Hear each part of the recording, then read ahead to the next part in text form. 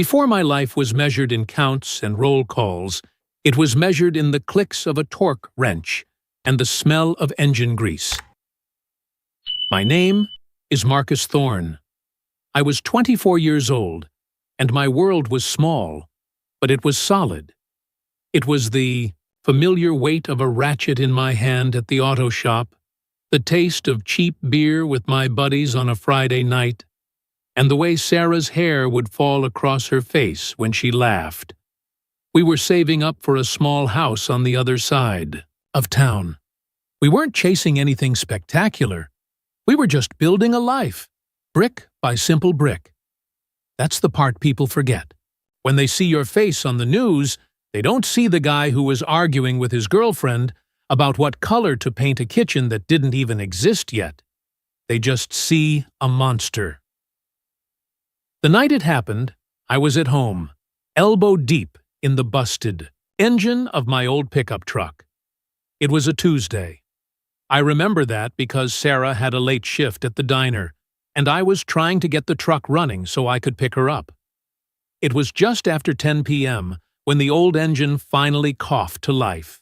I felt that little jolt of satisfaction, wiped the grease from my hands onto an old rag, and went inside to grab a shower. I never made it to the diner. The knock on the door wasn't a friendly one. It was hard and flat.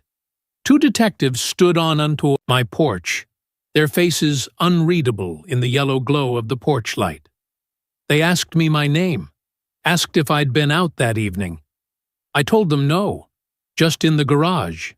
They asked to come in. You see it in movies, but you never think it'll be. Your door? You're supposed to say, "Do you have a warrant?" But all I could think was, what's wrong? Is Sarah okay? So I let them in. They told me there had been a robbery at the Miller's Corner store, just a few blocks away. The owner, a kind old man named Mr. Henderson, who'd given me my first job, sweeping floors when I was 16, had been shot and killed. The news hit me like a physical blow. I sank onto my couch, trying to process it. Mr. Henderson? But then their questions got sharper, more pointed. Where was I exactly at 9:15 p.m.? Who could verify that? I told them again. The garage. Alone. A witness saw someone running from the scene, one of them said, his eyes scanning my living room. Someone who fits your description.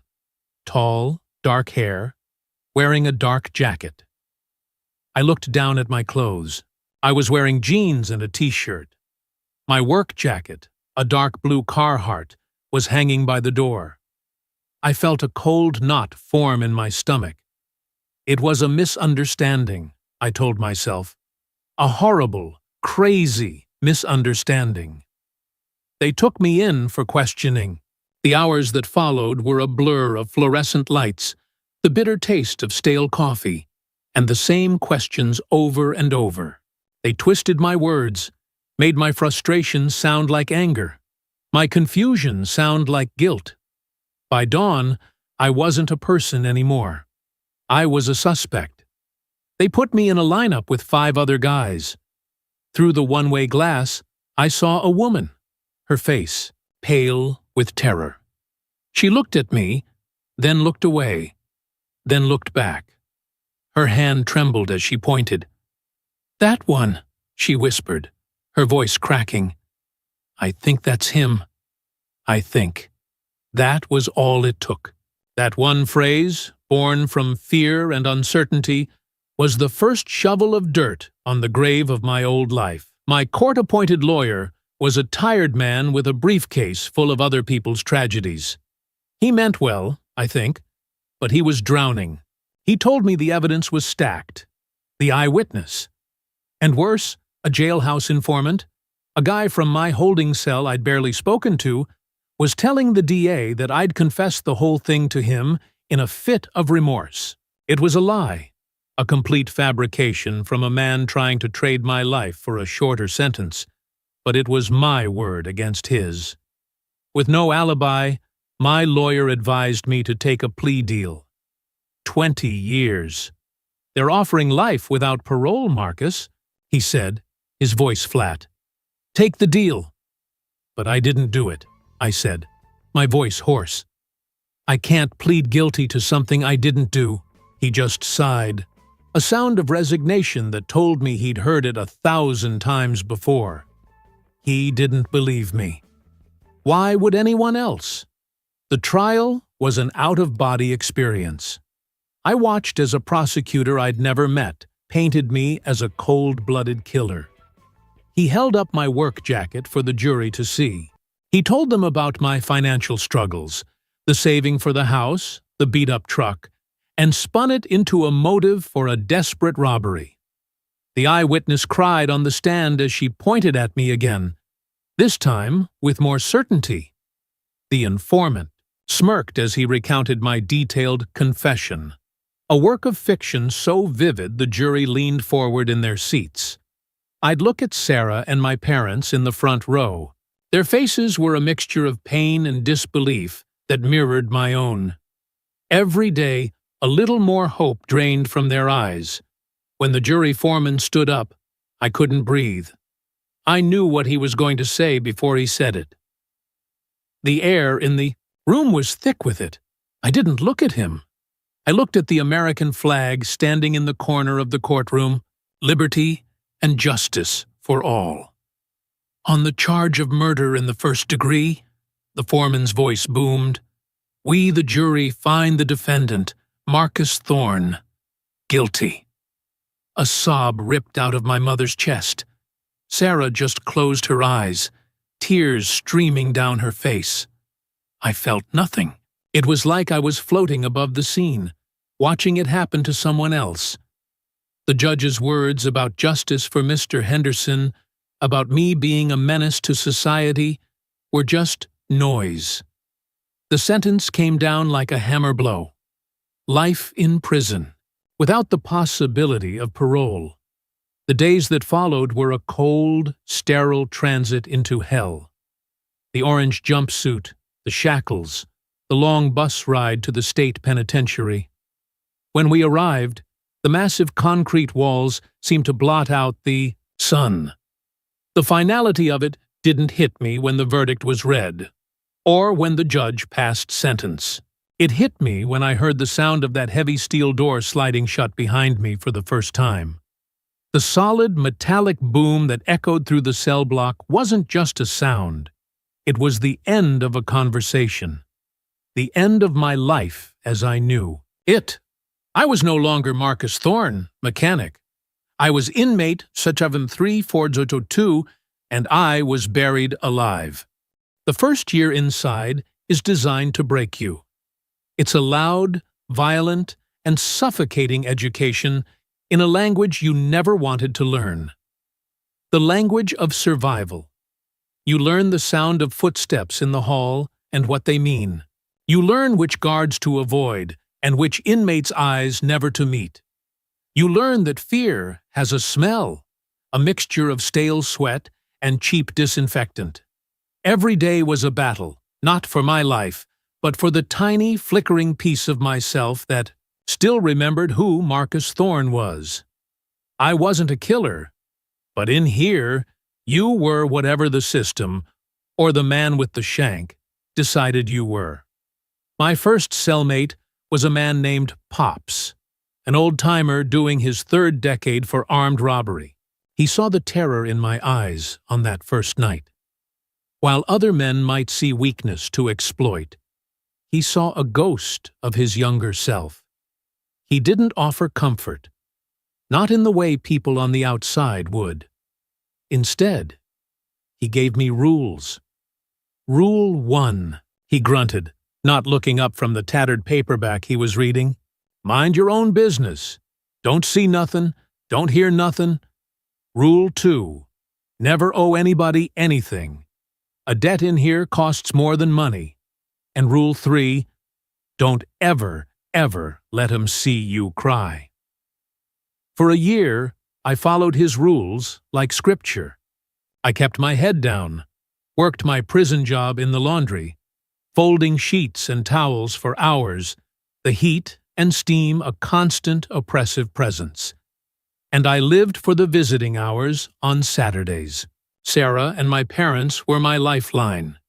Seeing them, even through a thick pane of plexiglass, was the only time I felt real. We'd talk on the crackling phones, their faces a portrait of forced optimism. They'd tell me about the appeals, about the new lawyer they were trying to hire. For that 1 hour a week, I could almost believe that the door that had slammed shut would one day open. But time in prison is like rust. It moves slowly, but it eats away at everything. It corroded the hope in my parents' faces, replacing it with a deep, settled exhaustion. It frayed the edges of my connection with Sarah. Our conversations started to get shorter. The long, comfortable silences we used to share were now filled with an awkward tension. What could she tell me about her life? About a promotion at the diner? Or a movie she saw with friends?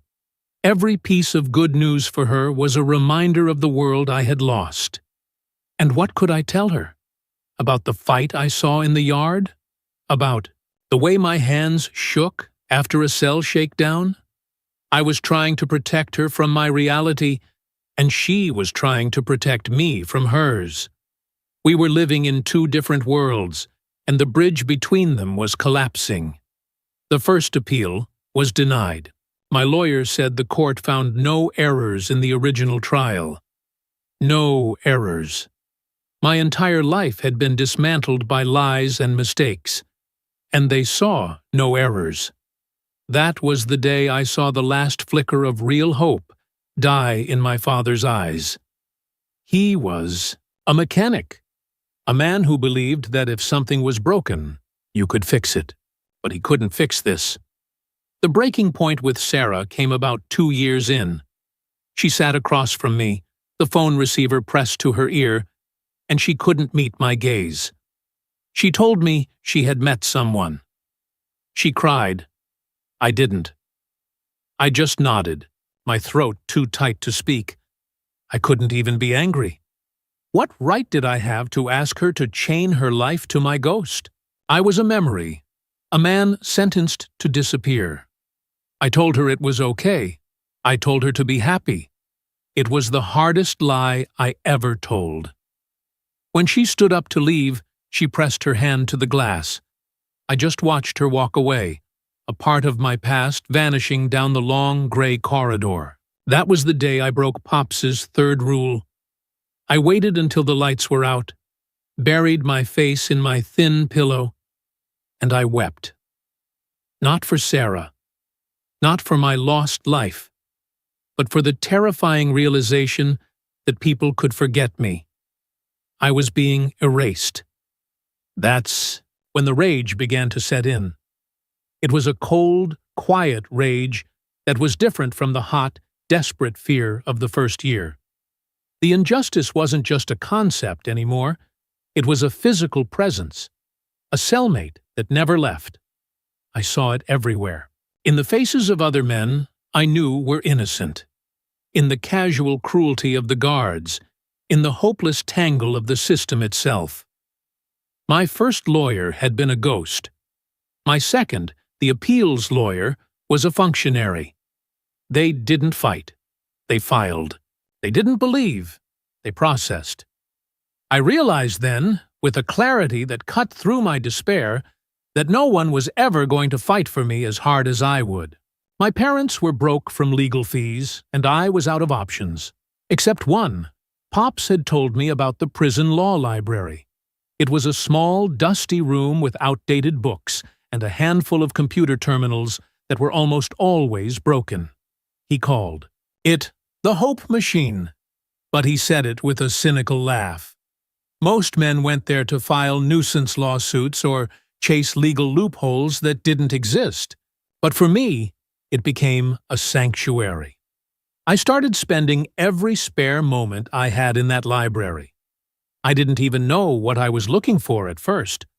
The legal texts were dense, written in a language as foreign as ancient Greek. I read about procedure, evidence, precedent.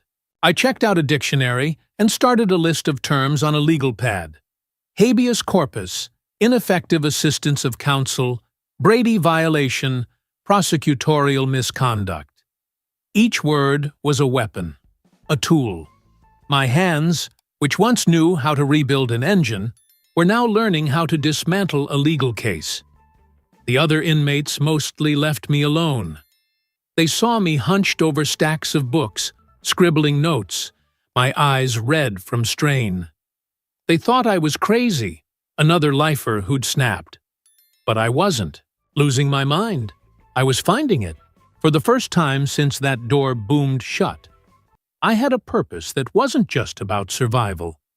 It was about fighting back. I started with my own case file, which my parents managed to send me. I read every page, every transcript, every police report, hundreds of times. I knew the eyewitness testimony by heart.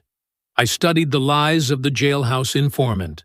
And then, buried deep in a box of discovery documents the DA had turned over to my original lawyer, I found it. It was a single sheet of paper, an internal police memo. It noted that the jailhouse informant had been offered a significantly reduced sentence on his own drug charges in exchange for his testimony against me. My lawyer had never been told. The prosecution had hidden it. It was a Brady violation, the withholding of exculpatory evidence. My hands started to shake, but not from fear. It was the first tremor of an earthquake, the first sign that the walls they had built around me might not be as solid as I thought. They had buried me alive, but I think they forgot to check if I was still breathing. And now, I had found a crack to claw at. Finding that piece of paper was like finding a map in a dungeon, but a map doesn't get you past the guards. For the next decade, my life was a slow, agonizing crawl through the bowels of the legal system. I filed motion after motion from the prison library, handwritten in neat block letters because I was terrified a judge would dismiss it for being illegible. Motion to compel. Motion for a new trial. Most were rejected on procedural grounds without ever being read. The system is designed to wear you down, to make you accept the gray walls as your entire world. There were years I heard nothing but the silence of denial. My rage cooled into a hard, dense resolve. It had to. Rage burns out, but resolve can last a lifetime. My parents, now in their 60s, were my only link to the outside world. Their voices over the phone, a constant source of strength. They never doubted me, not for a second. With the information I gave them, my dad, a man who barely finished high school, learned to talk to innocence projects and pro bono law clinics. He sent letters, made calls, and for 8 years he was told the same thing. They had too many cases, not enough resources, and my chances were slim. The breakthrough came from a university law clinic. A young, fiercely intelligent law student named Anya Sharma was assigned to review my file as a class project. She saw what I saw, the flimsy eyewitness testimony, the complete lack of physical evidence, and the bombshell of the hidden plea deal for the informant. But she saw more. She had access to resources I didn't.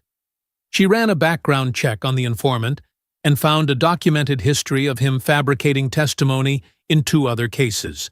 She hired a forensic linguistics expert to analyze his supposed confession and found the language was completely inconsistent with my speech patterns. Anya convinced her professor, and soon the entire clinic was behind me. For the first time in 18 years, I wasn't just inmate number 73402 screaming into the void. I had a voice on the outside. The day of my evidentiary hearing felt like a dream. They transported me back to the same county courthouse where I'd been sentenced. It looked smaller than I remembered, or maybe I was just different. I was 44 years old. I had spent nearly half my life in a cage. Sitting at the defense table in a borrowed suit that felt stiff and foreign, I saw Anya, barely older than I was when I was arrested, methodically dismantled the case that had stolen my life. She presented the memo about the informant's deal. She brought in the original eyewitness, now a middle-aged woman, who tearfully admitted that the police had pressured her, that she was never truly sure, and that my face had haunted her for years. When the judge, a woman I'd never seen before, finally spoke, the courtroom was silent. She recounted the failures of the original trial, her voice filled with a quiet indignation. And then she said the words I had played over and over in my head for 20 years, words I thought I might die before I ever heard. The conviction of Marcus Thorne is hereby vacated. Mr. Thorne, you are a free man. It wasn't like the movies. There was no swell of music, just a collective gasp in the courtroom. My dad was openly sobbing, his arm around my mom. I just sat there, frozen, the shackles around my ankles suddenly feeling heavier, more real than they had in years. A guard came over and unlocked them. The sound of the key in the lock, the soft click, was louder than the judge's gavel. I stood up, and for a moment, I felt dizzy, like the floor was tilting beneath me. I wasn't inmate number 73402 anymore. Who was I? Walking out of that courthouse was the most terrifying moment of my life. The sunlight physically hurt my eyes. The sounds of traffic, the chatter of people on cell phones, a technology that barely existed when I went in, were a chaotic symphony. The world had moved on. It had gotten faster, louder, and more connected, while I had been living in a silent, gray box. My dad drove me home, and I just stared out the window, a stranger in my own hometown. Miller's corner store had been torn down and replaced by a pharmacy. Re-entry wasn't a celebration, it was a struggle. I didn't know how to use a smartphone. The sheer number of choices in a grocery store aisle gave me anxiety. I woke up at 5 a.m. every morning, my body still, programmed for the prison count. But slowly, with the patience of my parents and the help of a therapist, I began to stitch a life back together. I got a job at another auto shop, and the familiar feel of the tools in my hands was a comfort. But it wasn't enough. I had spent 2 decades studying the law that had wronged me. I understood its power, its flaws, and its ability to destroy. I couldn't just turn my back on it. I couldn't forget the men I'd left behind. The ones like me, shouting their innocence into a system that wasn't built to listen. So, at the age of 45, I enrolled in community college, then a state university, and then, miraculously, law school. Anya wrote my letter of recommendation. I was the oldest person in every class, the man with graying temples and eyes that had seen too much. While other students debated legal theory, I knew what it felt like to have those theories applied to your life, like a brand. Today, I'm a lawyer. I don't work at a big firm.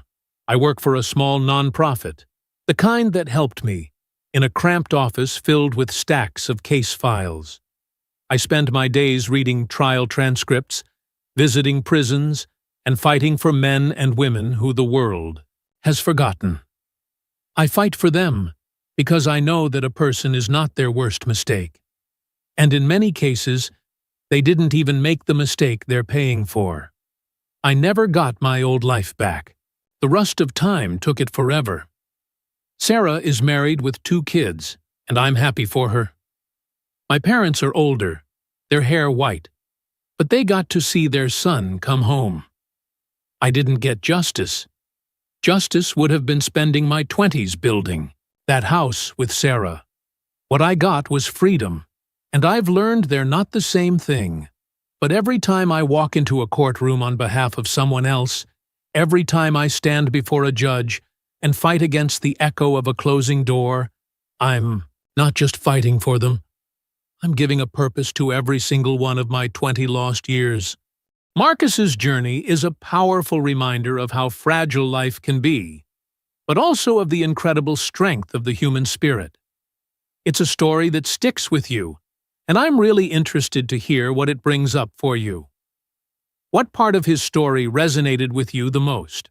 Is it the injustice, the perseverance, or the way he turned his pain into a purpose? Let me know your thoughts down in the comments.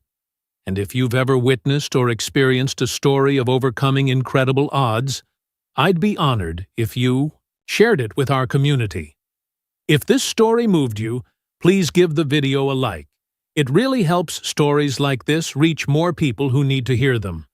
And if you want to make sure you don't miss our next video, be sure to subscribe to the channel and hit that notification bell. We're all about sharing these dramatic, thoughtful stories that make us think and feel. Thank you for spending this time with me. In a world that can often feel chaotic and loud, I hope this story leaves you with a sense of peace. May you find strength in your own struggles and always hold on to hope, even when the door seems closed. Be well, and I'll see you in the next one.